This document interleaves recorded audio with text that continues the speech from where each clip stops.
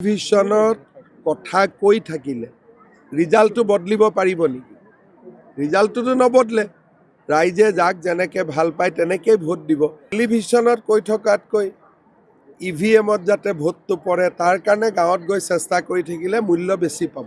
মই সেইটোকে ক'লোঁ যে টেলিভিশ্যনত কথা কৈ থাকিলে ৰিজাল্টটো বদলিব পাৰিব নেকি? ৰিজাল্টটোতো নবদলে। ৰাইজে যাক যেনেকৈ ভাল পায় তেনেকেই ভোট দিব। সেইকাৰণে কেইটা ছিট পাম কেইটা ছিট নাপাওঁ টেলিভিশ্যনত কৈ থকাতকৈ EVM-ত যাতে ভোটটো পৰে তাৰ কাৰণে গাঁৱত গৈ চেষ্টা কৰি থাকিলে মূল্য বেছি পাব। সেইকাৰণে কৈছোঁ যে মই বুজি পাওঁ যে টিভিক ক'লে ভোট নাপাওঁ। সেইকাৰণে মই কাম কৰি চেষ্টা কৰি আছোঁ যে কামৰ জৰিয়তে ভোট পাওঁ যদি পাম।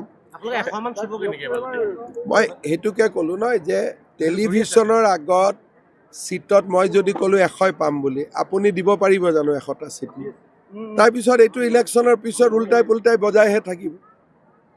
গতিকে এইবিলাক কথা ইমানটা ছিট পাম ইমানটা ছিট নাপাম এইটোতো স্বয়ং ভগৱানেও ক'ব নোৱাৰে আজিৰ দিনত। আৰু আমি যে অহাকালি ছিটটো ল'বৰ কাৰণে জীয়াই থাকিম সেইটোনো কোনে ক'ব? যোৱাকালি অজিত পাৱাৰ মৰি নাথাকিলে জানো? গতিকে যিদিনাখন হ'ব সেইদিনাখন স্ক্ৰীণত ওলাই থাকিব ন কোনে কেইটা ছিট পাব। য'ত এজন প্ৰত্যাশী আছে কোনো বাক বিতণ্ডা নাই তাতে ক'ব পাৰি তিয়কত কোন কেণ্ডিডেট আছে কি নাই মই ইমান ভিতৰত চোৱা নাই। বাবা আজি কেন্দ্ৰীয় গৃহমন্ত্ৰী ডিব্ৰুগড়ত আহিব। অহাকালি তেখেতৰ ডিব্ৰুগড় আৰু ধেমাজিত মিটিং আছে।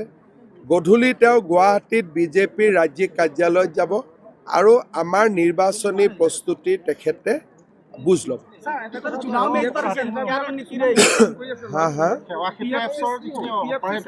তেওঁলোকে প্ৰাইভেট কোম্পানীৰ আণ্ডাৰত কাম কৰি আছে। গতিকে প্ৰাইভেট কোম্পানীৰ আণ্ডাৰত কাম কৰা সকলৰ কথা মুখ্যমন্ত্ৰীয়েতো উত্তৰ দিব নোৱাৰে। সেই কোম্পানীৰ মালিকৰ লগত আপোনালোকে কথা পাতিব লাগিব। কিন্তু চৰকাৰে যাক যেনেকৈ পাৰে সহায় কৰি আছে, চাকৰি এডভাৰটাইজ উলিয়াই আছে। যদি কাৰোবাক চাকৰি লাগে এপ্লাই কৰিলে আৰু এইবিলাক কথাৰ মই নাভাবোঁ যে ইলেকশ্যনলৈকে আজিৰ পৰা গন্তি কৰি কৰি আজি কেই তাৰিখ হ'ল? 29 তাৰিখ আৰু 28 দিনে আছে। যদি যোৱাবাৰ চাওঁ